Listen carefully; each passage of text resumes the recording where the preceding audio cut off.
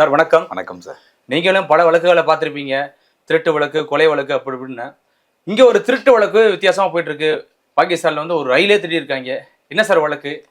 அதாவது ரயிலை திருடலை, ரயிலை என்ன பண்ணுறாங்க அப்படின்னு கேட்டிங்கன்னா, ஹைஜாக் பண்ணி கடத்தி வச்சுருக்காங்க. கடத்தி வச்சு இன்றைக்கி உலக நாடுகளே வந்துட்டு பிரமிப்புக்குள்ளே ஆகக்கூடிய அளவில் வந்து ஒரு விஷயத்தை வந்து அங்கே பாலுச்சிஸ்தான்னு சொல்லிட்டு ஒரு மாகாணம் இருக்குது. இப்போ நம்ம தமிழ்நாடு எப்படி இந்தியாவில் ஒரு மாநிலமோ அது மாதிரி வந்து பாகிஸ்தானில் அது ஒரு மாகாணம்.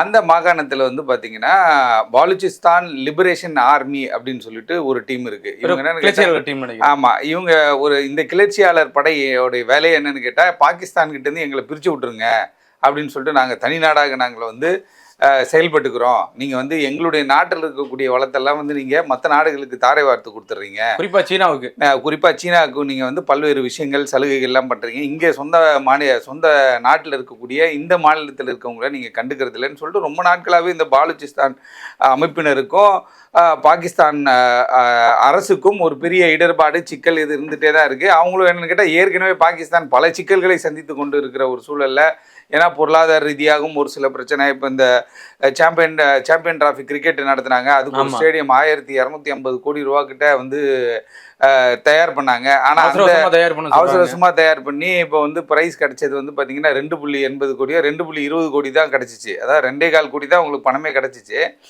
மற்றபடி அந்த ஒரு மேட்ச் தான் அந்த பாகிஸ்தான்லேயே வந்து பாகிஸ்தான் டீமே விளையாட முடிஞ்சிச்சு. அப்படி வந்து ஒரு சிக்கலான பொருளாதார ரீதியான ஒரு சில சிக்கல், பல நாடுகளை சார்ந்து தான் அவங்க செயல்பட வேண்டிய ஒரு விஷயம். ஏற்கனவே ஒரு முத்திரை பதிக்கப்பட்டிருக்கிறது. அங்கே வந்து நிறைய பயங்கரவாதிகள்லாம் வந்து உலகத்தில் இருக்க பல பயங்கரவாத அமைப்புகள் வந்து அங்கே வந்து ஒரு கிளை வைத்திருக்கிறாங்க. அதில் பல தலைவர்கள் அது உள்ளே ஒளிஞ்சிட்டு இருக்காங்க அப்படின்னு சொல்லி பல குற்றச்சாட்டுகள் இருக்குது. அது பின்னாடி அவன் ஃபாலோ பண்ணிட்டு போயிட்டு இருக்கான். இந்தியாவிற்கும் வந்து பாகிஸ்தானுக்குமான வந்து உறவு வந்து சரியான முறையில் இல்லை அப்படின்றது உலக நாடுகள் அறிஞ்ச ஒரு விஷயம். ஆனால் அப்படி இருக்கக்கூடிய ஒரு நாட்டில் அங்கே வந்து ஒரு கிளர்ச்சியாளர் படை வந்து தீவிரமாக அந்த அரசை வந்து எதிர்த்து தொடர்ச்சியாக அவங்க பல்வேறு விஷயங்களை செய்துட்டு இருக்காங்க. ஜஸ்ட் லைக் தட் இவங்க கண்டுக்கிறது இல்லை. அதே மாதிரி வந்து பாலுச்சிஸ்தானை பொறுத்தவரையிலும் அங்கே ஒரு இராணுவ முகாம் அமைக்கப்பட்டிருக்கிறது. ஏன்னா அங்கே கிளர்ச்சியாளர் படை அடிக்கடி பிரச்சனைகள் பண்ணுறாங்க அப்படின்னு சொல்லிட்டு அங்கே ஒரு இராணுவ முகாம் வந்து அமைக்கப்பட்டிருக்கு. எப்படி நம்ம இந்தியாவில் பல்வேறு இடங்களில் இராணுவ முகாம்கள்லாம் இருக்குது. இப்போ நீங்கள் ஊட்டியில் பார்த்தீங்கன்னா இருக்கும். அதே போல் வந்து பார்த்தீங்கன்னா பல இடங்களில் இந்தியாவில் பல இடங்களில் இருக்கும். ஜம்மு காஷ்மீராக இருக்கட்டும், அதே போல் அருணாச்சல் பிரதேசம், பல இடங்களில் வந்து அவங்களுடைய முகாம் அமைக்கப்பட்டிருக்கும்.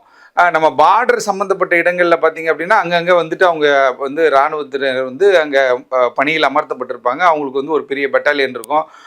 ஒரு மிகப்பெரிய தலைவர்கள்லாம் அங்கே இருப்பாங்க. அந்த இராணுவ தலைவர்கள்லாம் அங்கேருந்து ஏதாவது ஒரு விஷயம் ஏற்படும் பொழுது டக்குன்னு அந்த இராணுவத்தை பயன்படுத்திப்பாங்க. அது மாதிரி இந்த பாலுச்சிஸ்தான் மாகாணத்தில் வந்து என்ன பண்ணுறாங்கன்னா, இந்த இராணுவத்தினர் ஒரு மிகப்பெரிய ஒரு படை வந்து அங்கே எப்பயுமே தயார் நிலையில் இருக்கும்.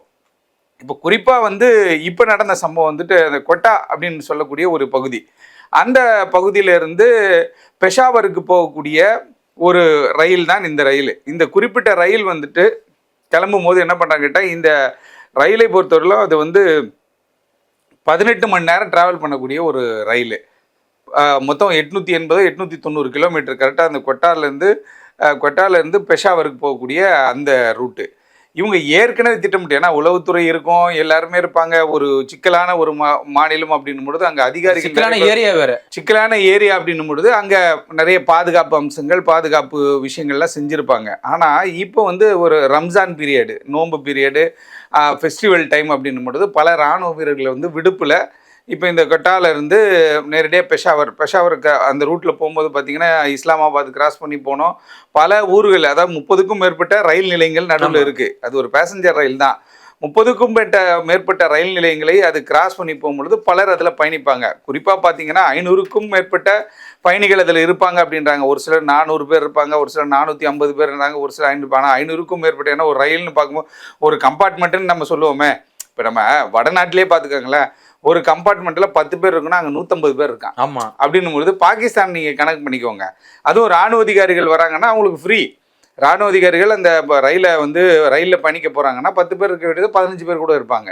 பொதுமக்களுக்குன்னு சொல்லி ஒரு 5 கம்பார்ட்மெண்ட் இருந்தாலும் மீதி இருக்கிற 12 கம்பார்ட்மெண்ட் வந்து பார்த்திங்கன்னா இராணுவ வீரர்களுக்காக, அவங்களுடைய பயன்பாட்டிற்காக இலவசமாக கொடுக்கப்பட்டது. அந்த இலவச ரயில் பயணத்தில் அவங்க வராங்க. அப்படி பயணத்தில் வரும்பொழுது கேம்பில் இருந்தால் கூட அவங்களுடைய ஆயுதங்கள்லாம் கேம்பில் தான் வச்சுருப்பாங்க. இது எப்படி பிளான் பண்ணி கரெக்டாக இப்படி வந்து இவங்க இந்த பண்டிகை காலத்தை பொறுத்து இவங்க வந்து ஆயுதங்கள் இல்லாமல் நிராயுதபாணியாக இந்த ரயிலில் இவங்க வருவாங்க அப்படின்றது ஏற்கனவே வந்து திட்டமிடப்பட்ட ஒரு விஷயமா இருக்கு. ஆனா அவங்க இந்த பிஎல்ஏயோட குறிய ராணுவ வீரர்கள் தான். ஆமா, பிஎல்ஏவோட குறிய என்ன கேட்டால் தொடர்ச்சியாக ராணுவத்தை வைத்து தான் நம்மளை ஒடுக்குறாங்கன்னா, ராணுவத்தை வைத்து தான் நம்மளுடைய வளங்கள் சுரண்டப்படுகிறது. நம்ம வளத்தை சுரண்டதுக்கு நம்ம ஆளுங்களை வச்சு இவங்க பண்றாங்களே அப்படின்னு சொல்லி தான் அவங்களுடைய போராட்டங்களாக இருக்கட்டும், அவங்க வந்து ஆயுதம் ஏந்தி போராடக்கூடிய ஒரு குழு. ஏன்னா பக்கத்தில் வந்து அவங்களுடைய குற்றச்சாட்டு என்னன்னு கேட்டால், உங்களுக்கு வந்து இந்தியா உதவி செய்கிறது, உங்களுக்கு வந்து ஆப்கானிஸ்தான் உதவி செய்கிறது, அதை வச்சு தான் நீங்கள் வந்து எங்களை ஒடுக்குறீங்க அப்படின்ற மாதிரியான குற்றச்சாட்டுக்கள்லாம் அவங்க சொன்னாலும் கூட அதில் ஆதாரம் இல்லை. அது பொய் குற்றச்சாட்டுன்றது எல்லாருக்குமே தெரியும். அந்தந்த டைமுக்கு அங்கே பாலிடிக்ஸ் பண்ணும்போது என்ன சொல்லுவாங்க, இங்கே இந்தியாவில் ஒரு சம்பவம் நடந்தால் கூட இது பாகிஸ்தான் சதின்றுவாங்க. இது ரொம்ப நாளாக நம்ம பார்க்குறோம். இங்கே ஏதோ ஒன்று நடந்திருக்கும், அவனுக்கு இவனுக்கு சம்மந்தமும் இருந்திருக்காது. அப்படி வந்து சும்மா விதண்டாவாதத்துக்காக பேசக்கூடிய விஷயங்கள்லாம் பேசுவாங்க. ஆனால் குறிப்பாக இந்த ரயிலில் பயணிக்கக்கூடிய இந்த 500க்கும் மேற்பட்டவர்கள் இருக்கிற இடத்துல வந்து பார்த்தீங்கன்னா பெண்கள் இருக்கிறாங்க, குழந்தைகள் இருக்கிறாங்க, இராணுவர் இருக்காங்க, அந்த லோக்கல் போலீஸ், அங்கே இருக்கிற போலீஸ் இப்போ வந்து கொட்டான்ற பகுதியில் வந்து அங்கேருந்து சொந்த ஊருக்கு விடுமுறை காலத்திற்கு செல்லக்கூடிய காவல்துறை அதிகாரிகள், அது ஒரு அட்ஜஸ்ட்மெண்ட் இருக்கும். 10 பேர் இருப்பாங்க, 10 பேர் லீவில் போயிட்டு திருப்பி ஒரு 10 பேர் வந்து புதுசாக வரக்கூடிய அப்படிலாம் இருப்பாங்க. அப்படி இருக்கக்கூடிய ஒரு சந்தர்ப்பத்தை பயன்படுத்தி கொண்டு இந்த போலிஸ்தானா அந்த போலிஸ்தானுடைய உளவு அமைப்பு, அவன் ஒரு உளவு அமைப்பு மாதிரி ஒரு செட்டிங்கை போட்டு வச்சுருக்கான். அவன் என்ன பண்ணியிருக்கான்னு கேட்டால் கரெக்டாக அதை ஃபாலோ பண்ணி இந்த ரயில் இந்த நேரத்திற்கு வரும், இது வந்து இந்த ஜபார் ரயில், அந்த ரயிலை வந்து நம்ம வந்து ஹைஜாக் பண்ணோம் அப்படின்னு பிளான் பண்ணிட்டான். ஹைஜாக் பண்ணும்பொழுது அவனும் அதில் ஒரு விஷயத்தை எடுத்துகிட்டு வரான். அந்த ரயிலை ஓட்டி கொண்டிருந்த நபர் வந்து கொலை செய்யப்பட்டிருக்கிறார், தாக்குதல் நடத்தப்பட்டிருக்குது, அவர் அங்கே கொலை பண்ணியிருக்காங்க. அதுவும் இல்லாமல் ஒரு 20க்கும் மேற்பட்டவர்கள் அங்கே படுகொலை செய்யப்பட்டிருக்கிறாங்க, துப்பாக்கி சூடு நடந்திருக்குது. பொதுமக்கள் ஆமாம், 20க்கும் மேற்பட்டவர்கள். அது இப்போ ஆய்வு பண்ணுறாங்க, பொதுமக்களா இல்லை ராணுவ வீரர்களா இல்லை போலீஸ் அதிகாரிகளா உளவுத்துறை அதிகாரிகளான்ற ஒரு ஆய்வு போய்கிட்டு இருக்கு.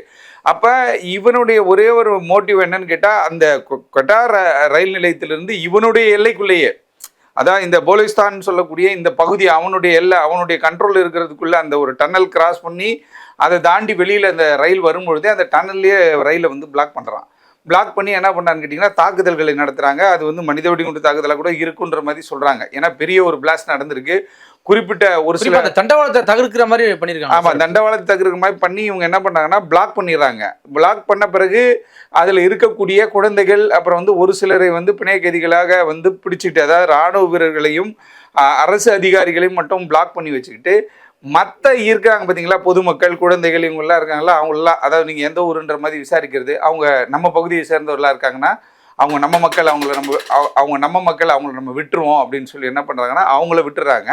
மற்றபடி இப்போ கையில் இருக்கக்கூடியது பார்த்தீங்கன்னா ஒரு 150 பேருக்கு மேலே வந்து அவங்களுடைய கண்ட்ரோலில் இருக்காங்க. மீதி பொதுமக்களை எல்லாரையும் அவங்க விடுவிச்சிட்டாங்க. இப்போ இதில் என்ன ஒரு விஷயம்னு கேட்டால், உடனே இந்த தகவல் தெரிந்தவொடனே ஏற்கனவே பக்கத்தில் முகாம்கள், இராணுவ முகாம்கள் அமைக்கப்பட்டிருந்துச்சு இல்லையா, அது எல்லாருமே, நான் என்ன சொல்கிறேன், ஒரு உதாரணத்துக்கு ஒரு 500 பேர் இராணுவ முகாமில் இருக்காங்கன்னா 500 பேருமா லீவில் போயிட போகிறாங்க? கிடையாது. ஒரு 250 பேர் இருப்பாங்க, கண்டிப்பாக ஒரு 300 பேராவது இருப்பாங்க. அந்த 300 பேரை வச்சு அந்த இடத்த போயிட்டு அவங்க வந்து என்ன நடக்குது என்ன பாருங்க, உடனே வந்து அந்த இடத்துல துரிதமான நடவடிக்கை எடுக்கணும்னு சொல்லி பாகிஸ்தானுடைய ஜனாதிபதியோ அதிபரோ வந்து தகவலை சொன்ன உடனே என்ன பண்ணுறாங்க, இராணுவ மந்திரி அவங்க இவங்களுக்குலாம் தகவல் போகுது. இவங்க உடனே என்ன பண்ணுறாங்க, அங்கே போய் பார்க்கலான்னு சொல்லிட்டு ட்ரோன் மூலமாக பல விஷயங்களை கண்டுபிடிக்கலான்னு சொல்லி ட்ரோனை உள்ளே விட்டோன்னா அவங்க என்ன சொல்கிறாங்க, ட்ரோனுக்குன்னு ஆராய்ச்சிலாம் பண்ணனா எங்களுடைய கோரிக்கை நிறைவேறும் வரை நாங்கள் வந்து இந்த விஷயத்தை வந்து சர்வசாதாரணமாக விட போகிறது கிடையாது, இங்கே ஒவ்வொருத்தரும் நாங்கள் சுட்டு கொண்டுருவோம் அப்படின்னு சொல்லி ஒரு அச்சுறுத்தலை கொடுத்துருக்குறாங்க. இருந்தாலும் வந்து 3 பக்கமும் இவர்கள் வந்து மடக்கப்பட்டிருக்கிறாங்க. இந்த போலிஸ்தான் லிபரேஷன் ஆர்மி, பிஎல்ஏ என்று சொல்லக்கூடிய ஆர்மி வந்து அந்த அமைப்புன்றதே வந்து உங்களுக்கு தெரியும். அந்த கிளர்ச்சியாளர் அமைப்பையும் வந்து தங்கள் உயிரை இழந்து கூட அவன் வந்து களத்தில் இறங்கி சண்டை போடுவான். தற்கொலைப்படை மாதிரியான ஒரு செயலில் இருப்பான். அதுவும் இல்லாமல் நீங்கள் அந்த பார்டரை பொறுத்த வரைக்கும் பார்த்தீங்கன்னா அது சவுத் சைடு ஆஃப் பாகிஸ்தான். அந்த பார்டரை பொறுத்த வரைக்கும் அந்த பக்கம் வெளில போனீங்கன்னா நீங்கள் ஆப்கானிஸ்தான் வழியாக ஈரான் அப்படி போயிடலாம் வெளியில். அப்படிப்பட்ட ஒரு கண்டினியூட்டி இருக்குது. வெளிநாடுகளுக்கு தப்பித்து ஓடுவதற்கான கண்டினியூட்டி இருக்குது. அதுவும் இல்லாமல் ஆயுதங்கள் ஏற்கனவே உங்களுக்கு தெரியும், பாகிஸ்தானில் பல்வேறு ஆயுதங்கள் சட்டத்திற்கு புறம்பாக கிடைக்கிறது அப்படின்றது எல்லாருக்கும் தெரியும். ஆனால் பாகிஸ்தானில் பல்வேறு மாநிலங்களில் தொடர்ச்சியாக இந்த சம்பவங்கள், அதாவது இந்த கிளர்ச்சியாளர்களுடைய சம்பவத்தை அவங்க கண்டுகொள்ளாமல் விடுறதுனாலையும், அதே நேரத்தில் இவங்களுக்கு வந்து தகுந்த நேரத்தில் இவங்களுக்கு பதில் சொல்லி இராணுவ ரீதியாக, ஏன்னா உங்களுக்கு நல்லா தெரியும் பாகிஸ்தான் நம்ம வந்து சிறுசாக நம்ம யோசிச்சு பல விஷயங்கள் எல்லாமே வெளிநாடுகள்லாம் பண்ணும் பொழுது அவங்கக்கிட்ட வந்து பல நாடுகளுடைய ஆயுதங்கள் அவங்ககிட்ட இருக்குது. அமெரிக்காவினுடைய ஆயுதங்கள் அவங்ககிட்ட இருக்குது, சீனாவோட ஆயுதங்கள் அவங்ககிட்ட இருக்கு. அப்போ இந்திய எல்லையில் ஒரு சில விஷயங்கள் செய்கிறதுனால அந்த ஆயுதங்களும் அவங்ககிட்ட போய் கையில் ஒட்டிக்குது. அந்த ஆயுதங்கள் முறையாக சட்டம் ஒழுங்கை பாதுகாக்க பயன்படுத்தப்படுது இல்லை. அந்த மாதிரி ஆயுதங்கள் கிளர்ச்சியாளர்கள் கையில் வந்துட்டு சொற்ப பணத்திற்காக யாரோ வந்து வித்துட்டு போயிடுறான். அப்படி இருக்கும் பொழுது அங்கே ஆயுதங்கள் குவிந்து கிடக்குது. அப்படின்னும் போது இந்த சவுத் சைடில் இருக்கக்கூடிய இந்த போலிஸ்தான் அப்படின்னு சொல்லக்கூடிய இந்த அமைப்பு, இந்த லிபரேஷன் ஆர்மியை பொறுத்தவரையெல்லாம் எங்களுக்கு தனி நாடாக எங்கள் நாடை பிரித்து கொடுக்க வேண்டும். அதே நேரத்தில் அதையும் எப்போ யோசிக்கிறான் பாருங்க. எல்லாமே என்ன பண்ணுவாங்க, தீவிரவாதிகள் தாக்குதல் நடத்தினா கூட இந்த ரமலான் பீரியட்லாம் டச் பண்ணவே மாட்டாங்க. தீவிரவாதிகள் நான் சொல்கிறேன், வெளியிலிருந்து வந்து தாக்குதல் நடத்தக்கூடிய தீவிரவாதிகள் அந்த டைமில் வந்து நோம்பு பீரியடு, அந்த டைம் வந்துட்டு ஒரு பண்டிகை காலம், மக்கள் வந்து சந்தோஷமாக இருக்கட்டும் அப்படின்றதுக்காக விட்டுருவாங்க. ஆனால் சொந்த நாட்டில் இருக்கக்கூடிய ஒரு டீம் வந்து அவங்க நாட்டினுடைய உளவுத்துறையோட சீரியஸாக செயல்பட்டு எத்தனை பேர் லீவில் போகிறான், எவ்வளோ பேர் இந்த ட்ரெயினில் ட்ராவல் பண்ணுறான், இந்த ட்ரெயினில் ட்ராவல் பண்ணுறதுல இராணுவ வீரர்கள் யார், காவல்துறை யார், அதே உளவுத்துறை யார், பொதுமக்கள் யார், குழந்தைகள் யாருன்னு ஒரு பட்டியலை வச்சுருக்கான். அந்த பட்டியலை வைத்துக்கொண்டு அந்த பார்டரை கிராஸ் பண்ணுறதுக்கு முன்னாடி இந்த கடத்தல் சம்பவம் ஏற்பட்டிருக்கிறது. இந்த கடத்தல் சம்பவத்தில் வந்துட்டு பலர் உயிரிழந்திருக்கிறார்கள்னு சொல்கிறாங்க. உலக நாடுகளே இன்னைக்கு அச்சமடையக்கூடிய காரணம் என்னன்னு கேட்டால், பாகிஸ்தானில் வந்து பல்வேறு சதி திட்டங்கள் தீட்டுறாங்க. பல இடங்களுக்கு வந்து தாக்குதல் நடத்துவதற்கு பாகிஸ்தான் உள்ளே இருந்து தான் வந்து பிளான் கொடுக்குறாங்க, எக்ஸிக்யூஷன்லாம் அங்கேருந்து தான் பண்ணுறாங்க உலக நாடுகள் ஃபுல்லாக அப்படின்ற மாதிரியான ஒரு குற்றச்சாட்டு அங்கே ஒன்றும் இங்கொன்றுமாக இருந்தாலும் கூட சொந்த நாட்டிலேயே ஒரு அமைப்பு வந்து சொந்த நாட்டினுடைய இராணுவத்தின் மீதே கை வைத்திருக்கிறார்கள் அப்படின்னும் பொழுது இது மிகப்பெரிய ஒரு அச்சுறுத்தலை ஏற்படுத்தி இருக்கிறது. இது வந்து இமிடியேட்டாக இவங்க அதான் கிட்ட வந்தால் நாங்கள் கொண்டுருவோம் அப்படின்னும் பொழுது அந்த இராணுவ வீரர்களை பாதுகாப்பதா இல்லை இதை அவங்க கையில் விட்டுட்டு நம்ம வந்துட்டு பேக் வந்துட்டாலும் உலக நாடுகள் அசிங்கமான ஒரு விஷயத்தை வந்து வெளியில் சொல்லுவாங்க அப்படின்ற வந்து ஒரு அச்சுறுத்தல் வந்து பாகிஸ்தான் அரசுக்கும் ஏற்பட்டிருக்கிறது. இருந்தாலும் இராணுவ வீரர்களுடைய பாதுகாப்பு மிக முக்கியமானது. ஏன்னா அங்கே வந்து பார்த்திங்கன்னா ரொம்ப ஒற்றுமையாக இருப்பாங்க. இராணுவத்திலே பார்த்திங்கன்னா ரொம்ப சாக்ரிஃபைஸ்டாக இருப்பான் ஒரு ஆளும். அப்படி இருக்கும் பொழுது அவர்களுக்கு வந்து ஒரு உள்ளே இருக்கக்கூடிய கிளர்ச்சியாளர் டீம்னால வந்து ஒரு அச்சுறுத்தல் ஏற்பட்டிருக்கு அப்படின்னும் பொழுது இதை எப்படி ஹேண்டில் பண்ண போகிறாங்க, இல்லை அவர்களுடைய தாக்குதலுக்கு எதிர் தாக்குதல் நடத்துகிறாங்களா? ஏன்னா ஒரு ரயில்னும் போது அது வந்து ஆரம்பத்திலே அட்டாக் பண்ணியிருக்காங்களே சார், ராணுவ வீரர்கள் வந்து அட்டாக் பண்ணியிருக்காங்க போல. ஆமாம், அட்டாக் பண்ணியிருக்காங்க. அட்டாக் பண்ணதுனால தான் இப்போ என்ன ஆகிப்போச்சுன்னு கேட்டிங்கன்னா, இவங்க தண்டவாளங்களை தகர்த்ததுனால அங்கே அசஸ் பண்ண முடியாமல் ஒரு கஷ்டமான ஒரு சூழ்நிலை வந்து ஏற்பட்டிருக்கிறது. அதுவும் இல்லாமல் பிணை கைதிகளாக இராணுவ வீரர்கள் மட்டும்தான் இருக்கிறாங்களா அப்படின்னா, இராணுவ வீரர்கள்னால் விட்டுற முடியாது இல்லையா. பிணை கைதிகளாக அந்த லோக்கல் பீப்புளை வந்து அவங்க வெளியில் விட்டாலும் கூட இராணுவ வீரர்கள் முக்கியமான ஆள் இல்லையா. இப்போ இராணுவ வீரர்கள் இவங்க பாதுகாக்கல அப்படின்னா அது இராணுவத்தில் ஒரு கிளர்ச்சி ஏற்பட்டு அவங்க அடுத்த கட்டத்துக்கு உங்களுக்கு தெரியும் ராணுவ கிளர்ச்சியெல்லாம் பாகிஸ்தானில் ஏற்பட்டதான். ஏற்கனவே பர்வேஸ் முஷாரஃப் இருக்கிற பொறுத்தெல்லாம் அது ராணுவ கிளர்ச்சியில் மூலமாக தான் அவங்க ஆட்சியை பிடிக்கிறாங்க அந்த டைமில். அது மாதிரியான ஒரு கிளர்ச்சி ஏற்படக்கூடிய ஒரு சூழல், அது வந்து அந்த நாட்டையே வந்துட்டு ஸ்தம்பிக்கக்கூடிய ஒரு சூழலை ஏற்படுத்துகிறோம். ஏற்கனவே உங்களுக்கு பாகிஸ்தானில் ஒரு சின்ன பிரச்சனை நடந்தால் கூட போதும், அதை வைத்து இப்போ இம்ரான்கான் கைது செய்யப்படுகிறார் அப்படின்னா அதை வச்சு ஒரு கலவரத்தை எடுத்து அடிச்சு விடுவானுங்க. ஏதோ ஒரு பிரச்சனை நடந்தால் போதும் அது 10 பேர் செஞ்ச விஷயம் வந்து அப்படியே 10,000 பேருக்கு பரவி அது இம்மிடியட்டாக கலவரமாக பிரச்சனையாக உருவாகிறதுக்கான சாத்தியக்கூறுகள் இருக்குது. உடனே ஆட்சி கலைக்கக்கூடிய அளவுக்கு ஒரு பிரச்சனையை ஏற்படுத்தும். ஏன்னா இராணுவ அதிகாரிகளுக்கே பாதுகாப்பு இல்லாத ஒரு நாடாயிடுச்சு. அந்த இராணுவ அதிகாரிகளுக்கு பாதுகாப்பு இந்த அரசு எதற்கு அப்படின்னு சொல்லிட்டு அது ஒரு டீம் கிளம்பும். அப்போ இது மும்முனை பிரச்சனையை உருவாக்குகின்ற ஒரு விஷயமாக தான் பார்க்கப்படுது. இருந்தாலும் இந்த கிளர்ச்சியாளர்களுடைய தலைவர்கள் யார் யார் இருக்காங்க, அவங்ககிட்ட ஏதாவது பேச்சுவார்த்தை நடத்த முடியுமா அப்படின்ற மாதிரி அவங்க வந்து பல முன்னெடுப்புகளை பாகிஸ்தான் ராணுவம் எடுத்தாலும் கூட அவங்களுடைய ஒரே பாயிண்ட் என்கிட்ட எங்களை தனியாக பிரித்து விட்டுருங்க அப்படின்ற மாதிரி கேட்குறாங்க. அது இந்த சந்தர்ப்ப சூழ்நிலை ஆகுமா அப்படின்றது ஒரு விஷயம் இருக்குது. இல்லை தொடர் தாக்குதல் நடத்தி என்ன ஆனாலும் பரவாயில்ல, நம்ம வந்துட்டு அங்கே இருக்கிறவங்கள நம்ம மீட்போம். ஏன்னா ஒரே நேரத்தில் ஏன்னா உங்களுக்கு நிறைய டைம் ஒரு 4 மணி நேரம் 5 மணி நேரம் டைம் கிடைத்தோன்னே 4 மணி நேரம் 5 மணி நேரத்தில் அந்த ரயில் பெட்டிக்குள்ளே வெடிகுண்டுகளை வைத்திருக்கிறார்களா, இல்லை இப்போ ஒரு அச்சுறுத்தல் பண்ணும் பொழுது எக்யூப்டாக துப்பாக்கியோடு இவன் வந்து உள்ளே இறங்கி பண்ணுறான். இப்போ ரயில் நிலையங்களில் வந்து பாதுகாப்பு அம்சம்லாம் இருக்கும். ஆனால் பாகிஸ்தானில் எப்படின்னு தெரில நமக்கு. ஏன்னா ரயில் நிலையங்களில் இப்போ ஒரு ரயிலுக்குள்ளே ஏறி அந்த ரயிலை வந்து முன்னாடியே திட்டமிட்டு அந்த டனலுக்கு முன்னாடியே ஒரு டீம் போய் அங்கே பாம்பு போட்டு அந்த டனலில் ஃப்ரண்ட்டில் இருக்கக்கூடிய அந்த ரயில் தண்டவாளங்களை தகர்க்கிறாங்க. அதற்கு அப்புறம் வந்து அந்த ரயிலில் இயக்கக்கூடிய நபரை வந்து சுட்டு கொலை செய்கிறாங்க. அதுக்கப்புறம் வந்துட்டு பதட்டத்தில் ஆய்வுன்னு கத்துவாங்க இல்லையா, என்ன ஏதுன்னு பார்க்கும்போது ஒரு 20-25க்கும் மேற்பட்ட நபர்கள் படுகொலை செய்யப்பட்டிருக்காங்க அப்படின்னும் பொழுது என்டையராகவே வந்து பாகிஸ்தான் ராணுவம் இன்னைக்கு வந்து இந்த இந்த விஷயத்திலே நம்ம எப்படி இதை ஹேண்டில் பண்ணுவது, அரசு பெரிய தோல்வி தானே சார்? ஆமா, பெரிய தோல்வி. அரசு இதை எப்படி கையில் எடுத்துட்டு கொண்டு போகுது, இல்ல அந்த பிஎல்ஏ விடம் எல்லாத்தையுமே ஒப்படைச்சிட போறாங்களா, இல்ல பிஎல்ஏ உடைய கோரிக்கைகளை நிறைவேற்றிடுவாங்களா, நிறைவேற்றிட்டு இவங்களை காப்பாற்ற போறாங்களா, இல்ல ராணுவ தாக்குதல் நடத்தி இந்த பிணைய கைதிகளை வந்து விடுவிக்க போறாங்களா அப்படின்றத ஒரு பெரிய கேள்விக்குறியாக இன்றைக்கு உலகம் முழுவதுமே பேசி கொண்டு இருக்கிறார்கள். இல்ல இதே பாகிஸ்தான்ல சார் கனிம வளங்கள் அதிகமா இருக்கு, குறிப்பா தங்கம் போன்ற கனிம வளங்கள் அதிகமா இருக்கு. இதை வந்து பாகிஸ்தான், அதாவது பாகிஸ்தான் எதிர்த்துக்கிட்டு இன்னைக்கு வந்து சீனாக்காரன் வந்து இன்னைக்கு வெட்டி எடுத்துட்டு போறான், இதோட பாகிஸ்தான் வேடிக்கை பார்க்குது அப்படிங்கிற ஒரு குற்றச்சாட்டும் சொல்றாங்களா சார்? இல்ல அதுதான் பாகிஸ்தானை பொறுத்தவரைக்கும் கேட்டால் பொருளாதார ரீதியாக வீக்கான ஒரு கண்ட்ரியாக இன்னைக்கு உலகம் முழுவதும் சொன்னாலும் கூட நிறைய இயற்கை வளங்கள் சுற்றி பாகிஸ்தானை சுற்றி பல இடங்கள்ல இருக்கு. குறிப்பா இந்த போலிஸ்தான் அந்த மாகாணத்தை சுற்றி இருக்கக்கூடிய பகுதி நீங்க பாத்தீங்கன்னா ஏற்கனவே சொன்னது போல Afghanistan, Iran, United Arab Emirate, Dubai, so அப்படி போயிடும் வெளியில். இவங்க பாட்டுக்கு எந்த சைடு போனாலும் வெளியில் வருவதற்கான வாய்ப்பு இருக்குது. எல்லாமே அரப் கண்ட்ரி சம்மந்தப்பட்ட விஷயங்களாகவே இருக்கும். எல்லாமே இஸ்லாமிய நாடுகளின் தொடர்புகளில் இருக்கும். நீங்கள் அந்த பக்கம் வெளியில் போனீங்கன்னா ஆப்கானிஸ்தான் போயிடலாம், ஆமாம், கொஞ்சம் தள்ளி போனால் ஈராக் போயிடலாம், ஈரான் போயிடலாம், சரி பங்களாதேஷ், இந்த பக்கம் இப்படி போயிடுறோம். அப்படின்னும் பொழுது இந்த பகுதி ஃபுல்லாகவே உங்களுக்கு இஸ்லாமிய நாடுகள். அப்படி இருக்கும் பொழுது இதில் எங்கேருந்து யார் வரா எப்படி போகிறான்ற ஒரு கட்டுப்பாடே கிடையாது. இப்போ நீங்களே பார்த்தீங்கன்னா இப்போ இந்தியா நேபாள் எல்லையில் வந்துட்டு எவ்வளோ தடைகள் போட்டாலும் கூட இன்றைக்கி வந்து ஊடுருவல் இருந்துட்டு தான் இருக்குது. இன்றைக்கி நம்ம இந்தியாவுடைய பார்டர் எல்லா இடத்துலையுமே பார்த்தீங்கன்னா ஏதோ ஒரு வகையில் வந்து ஒரு ஊடுருவல் இருந்து கொண்டே இருக்குது. அப்படின்னும் போது நம்ம இவ்வளோ எக்யூப்டாக இவ்வளோ டெவலப்டாக இருக்கும் பொழுது, அப்படி சூழ்நிலைகள் இருக்கும்போது பாகிஸ்தான் பொருளாதார ரீதியாகவும் அங்கே வந்து அடிக்கடி தொடர்ச்சியாக பிரச்சனைகள் வெடிகுண்டு வெடித்து கொண்டு இருக்கிறது.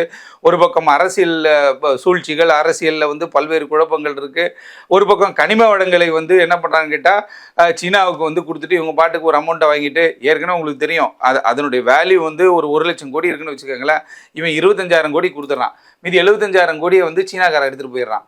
அப்படி வந்து கொடுக்கும்போது அங்கே அந்த மாநிலத்தில் இருக்கக்கூடிய அந்த நாட்டில் இருக்கக்கூடிய ஒரு குறிப்பிட்ட மாநிலத்தை சார்ந்தவர்கள் அதை எதிர்க்கும் போது என்ன பண்ணாங்கன்னு கேட்டிங்கன்னா, அங்கே பணம் வாங்கிட்டோம்ல, அவங்களுக்கு என்ன பதில் சொல்ல முடியும் அப்படின்றதுனால அங்கே இராணுவத்தை போட்டு என்ன பண்ணுறது, அங்கே போராட்டத்தில் ஈடுபடுவர்களை வந்து கட்டுப்படுத்த நினைப்பது, இல்லை அங்கே தனிப்பட்ட முறையில் அவங்க சிக்கும் போது அவங்களை வந்து துப்பாக்கிச்சூடு நடத்தி அவர்களை கொலை செய்வது அப்படின்ற விஷயத்தில் அரசாங்கம் இறங்கின பொழுது தான் இந்த பிஎல்ஏ வந்து என்ன பண்ணாங்கன்னா, இதை ரொம்ப நாளாகவே வாட்ச் பண்ணி இவங்க என்ன பண்ணாங்கன்னா, மக்களுக்கான அமைப்பு நாங்கள், இவங்க சொல்கிறது என்ன கேட்டால் நாங்கள் மக்களுக்கான அமைப்பு, நீங்கள் மக்கள் விரோத அரசில் இருக்கீங்க, நீங்கள் வந்து பல வெளிநாடுகளோட அவங்கக்கிட்ட வந்து தொடர்பில் வந்து நீங்கள் பணத்தை வாங்கி நீங்கள் வச்சுக்கிட்டாலும் கூட எங்கள் மக்களுக்கு நீங்கள் எதுவுமே செய்யலை அப்படின்னு சொல்லி இந்த கனிம வளங்களை சுரண்டுவதில் முக்கியமான பங்கு வந்து அரசாங்கம் வகிக்கிறது. அதாவது சொந்த நாட்டு மக்களுடைய வளங்களை சுரண்டி வெளிநாடுகளுக்கு கொடுக்குறீங்களே, அது நியாயமாக தெரியலையா, அது அநியாயமாக தெரியலையா உங்களுக்குன்னு சொல்லி தான் இந்த போராட்டம் நடக்குது. அதன் தொடர்ச்சியாக தான் இன்றைக்கு இந்த ஹைஜாக் நடந்திருந்தாலும் கூட இதில் இராணுவ வீரர்களை பத்திரமாக மீட்கக்கூடிய ஒரு கட்டாயமும் அவசியமும் இது அரசாங்கத்திற்கு ஏற்பட்டிருக்கு. அரசாங்கம் ஜஸ்ட் லைக் தட் அதை ஹேண்டில் பண்ண முடியாது. இதுக்கு முன்னாடி பல பிரச்சனைகள் இருக்கு. ஏன்னா அரசாங்கம் இராணுவ வீரர்களை பலிகடா வாக்கிட்டாங்க அப்படின்னா நாளைக்கு ஆட்சியை கவிழ்ந்துரும். ஏன்னா இராணுவத்தினர் எல்லாம் ஒன்றா சேர்ந்துருவான், நாட்டுக்காக நாங்கள் போராடுறோம், எங்களை ஒருத்தன் பிடிச்சி வச்சிருக்கான், அந்த நேரத்தில் உன்னால் ஒரு முடிவு எடுக்க முடியாட்டி அப்புறம் உங்கள் அரசாங்கம் எனக்கு எதுக்கு அப்படின்ற மாதிரி அங்கே இராணுவ கிளர்ச்சி ஏற்படுவதற்கு பல வாய்ப்புகள் இருக்கு. இல்லை பிரச்சனை ரொம்ப பெருசாயிடுச்சு சார். ஏன்னா இப்போ இந்த ரம்ஜான் நோன்பு சமயத்தில் இப்பேற்பட்ட ஒரு தாக்குதல் பண்ண மாட்டாங்க தெரியும். ஏன்னா இஸ்லாமிய கண்ட்ரி ஃபுல்லாக யாரும் பண்ண மாட்டாங்க. வேற வழி இல்லாமல் இறங்கியிருக்காங்க எப்படி சார்? இல்லை வேற வழி இல்லாமல் இல்லை, இது வந்து அவங்களுக்கு ஒரு வாய்ப்பாகவும், இப்போ அதுதான் நான் சொன்னேன் இல்லையா, இவங்களுடைய உளவு அமைப்பு மாதிரி ஏதாவது ஒரு அமைப்பை வைத்து இந்த டைமில் பண்ணோம் அப்படின்னா ஒரு நமக்கு ஏதாவது ஒரு பெனிஃபிட் கிடைக்கும், இல்லை நம்மளுடைய கோரிக்கை ஏற்கப்படும் அப்படின்னு ஒரு தவறான புரிதல் தான். இப்போ இந்த டைமில் பண்ணாலும் கூட இது நீ நல்லதுக்கு நியாயத்துக்கே கூட பண்ணிட்டு போ, கனிம வளங்களை சுரண்டுகிறார்கள், பொதுமக்களுக்கு பாதுகாப்பு இல்லை, எங்களுக்கு வந்து பணம் வரவில்லை, எங்கள் மாநிலம் வந்து பின்தங்கி இருக்கு, எது வேணா நீ பண்ணிட்டு போ. ஆனால் அது நீ இந்த டைம் நோம்பு டைமுக்கு பண்ணக்கூடாதுல்ல, ரம்ஜான் டைம் பண்ணக்கூடாதுல்ல அப்படின்னு பண்ணும்போது வந்து அவங்களுக்கு பேக் ஃபயர் ஆகும், அதில் மாற்றுக்கிறது கிடையாது. ஆனால் அது அப்புறம் நடக்கக்கூடிய விஷயம். இப்போ இவன் இறங்கி சுட்டுட்டான், 25 பேரை சுட்டுட்டான், அந்த ரயில் இயக்கிய நபரை சுட்டுட்டான், 25-28 பேர் இறந்து போயிடுறாங்க, பொதுமக்கள் பிணைய கைதிகளாக இருக்கிறாங்க. அந்த பின்னாடி பக்கம் இருக்கக்கூடிய ராணுவ வீரர்கள் அவங்க விடுமுறைக்கு அவங்க குடும்பத்தை வந்து பார்க்குறாங்க, எல்லாருக்கும் ஃபோன் பண்ணி சொல்லியிருப்பாங்க, இன்னும் 2 நாள் இன்னைக்கு நைட்டு நாங்கள் வந்துடுவோம், ஏன்னா 18 ஹவர்ஸ் ட்ராவல் தான், இன்னைக்கு நைட் நாங்கள் வந்துடுவோம்னு சொன்னவங்க பாதி வழியில் வந்து மறிக்கப்பட்டிருக்கிறார்கள். அப்படி இருக்கும்பொழுது இவன் ஏற்கனவே நம்மளை ராணுவ வீரர் எத்தனை பேரை சுற்றுப்பான ஆளுங்களை பிஎல்ஏ ஆர்மியா இவனை 4 பேராவது நம்ம சுடணும்னு சொல்லி இறங்கி சுட்டு ஏதோ ஒரு மிஸ் அண்டர்ஸ்டாண்டிங் ஏற்பட்டாலோ அசம்பாவிதம் பெரிய அளவில் கொண்டு போய் விட்டுறோம். இன்னைக்கு உலக நாடுகளை அச்சப்படுற காரணம் என்னன்னு கேட்டால் இதன் மூலமாக பாகிஸ்தானில் வந்து ஒரு கலவரம் பிடித்து அந்த கலவரம் மூலமாக பல பிரச்சனைகள் பொருளாதார ரீதியான பிரச்சனை. ஏன்னா பக்கத்து நாடாக இருந்தாலும் நம்ம ஜஸ்ட் லைக் தட் நினைச்சா கூட பல்வேறு சிக்கல்களை வந்து அண்டை மாநிலங்களுக்கு பாகிஸ்தானால எப்பயுமே இருந்துகிட்டே தான் இருக்கும்.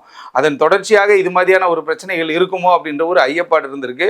இருந்தாலும் இன்னொரு இன்று இரவு வரைக்கும் பொறுத்திருந்து பார்த்தா தான் இந்த இதில் வந்து எப்படி நைட்டை எப்படி போய் ஹேண்டில் பண்ண போகிறாங்க அப்படின்ற விஷயம் நமக்கு தெரிய வரும். நைட்டில் வந்துட்டு இப்போ என்ன ட்ரோன் வச்சு பண்ணுறாங்க. இருந்தாலும் பிஎல்ஏனுடைய அந்த கிளர்ச்சியாளர்கள் என்ன சொல்கிறாங்க கேட்டிங்கன்னா, இது மாதிரி வந்து நீங்கள் கோர்ஸ் ஸ்டெப்லாம் எடுத்தீங்க அப்படின்னா நாங்கள் உள்ளே இருக்க மொத்த பேரையும் சுட்டு கொண்டுருவோம், நாங்களும் செத்துருவோம், பரவாயில்லையா அப்படின்ற மாதிரி ஒரு ஸ்டெப் அவங்க எடுக்கிறாங்க. எல்லைக்கே போயிட்டாங்க. ஆமாம், ஒரு எல்லைக்கே அவங்க போகும்பொழுது அது வந்து இன்னைக்கு வந்து ஒரு பெரிய ஒரு அச்சுறுத்தலை ஏற்படுத்தியிருக்குது. பாகிஸ்தான் அதிபரும் வந்து இதை வந்து தீவிரமாக ஆலோசனை செய்து கொண்டு இருக்கிறார். ஏன்னா அவங்க எப்பயுமே உங்களுக்கு தெரியும் இல்லையா, அண்டை நாடுகளில் பேசுவாங்க, ஏதாவது ஒரு விஷயம் எல்லாருக்கிட்டையுமே அவங்க ஒரு ஹெல்ப் கேட்பாங்க. ஒரு ஆளுகிட்ட இல்லை, எல்லாருக்கிட்டையுமே ஹெல்ப் வாங்கிப்பாங்க. சீனாவிட்ட ஆமாம், சீனாவிட்ட கேட்பாங்க. அப்படி வந்து உலக நாடுகளுடைய உதவியோடு இதை வந்து ஹேண்டில் பண்ண போகிறாங்களா, இல்லை தன்னுடைய சொந்த நாட்டு இராணுவம், சொந்த நாட்டு அவங்க இராணுவம் நான் சொன்ன மாதிரி டெடிகேட்டட் இராணுவம் தான், அந்த இராணுவம் வந்து உள்ளே இறங்கி என்னுடைய நண்பர்களை நான் எப்படி இழந்து விட முடியும் அப்படின்றதுக்காக அவங்க களத்தில் இறங்கி போராட போகிறாங்களான்றது இன்னும் ஒரு 3-4 மணி நேரத்தில் நமக்கு எல்லா கதையும் தெரிய வந்துவிடும். கண்டிப்பா சார், என்ன நடக்குதுன்னு பொறுத்திருந்து பார்ப்போம். மிக்க நன்றி சார். நன்றி. கருப்பை புற்றுநோய் குறித்த சந்தேகங்களுக்கான தங்கம் ஹோப்பை இலவசமாய் அணுகுங்கள்.